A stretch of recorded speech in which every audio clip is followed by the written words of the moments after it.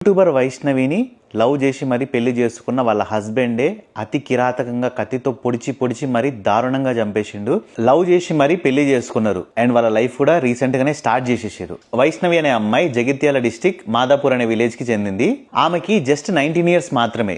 8 months back Haribabu అని చెప్పేసి ఒక ఆయనతోని ఆమెకి పెళ్లి అయిపోయింది. ఆయనకి 24 years. హరిబాబు అనే అబ్బాయి వైష్ణవిని ఒక 3 years నుంచి లవ్ చేస్తున్నాడంట.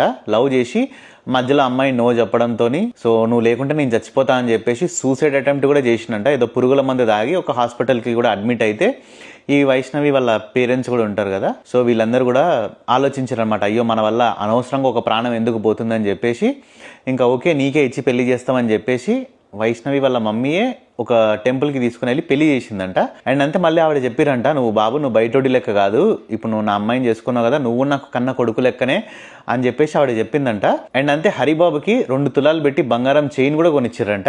అండ్ అంతే ఇంకా 2 గుంటల భూమి కూడా కట్నం లాగా ఇచ్చిరంట. వైష్ణవి వాళ్ళ ఇంటి పక్కన ఉన్న వాళ్ళందరూ కూడా చెప్తున్నారు ఏంటంటే వైష్ణవి వాళ్ళ పేరెంట్స్ ఉంటారు కదా, సో వాళ్ళ ఫ్యామిలీ మెంబర్స్ అందరూ కూడా హరిబాబుని ఒక బయటి వ్యక్తి లాగా కాకుండా ఇంట్లో ఒక పర్సన్ లెక్కనే చూసిరంట.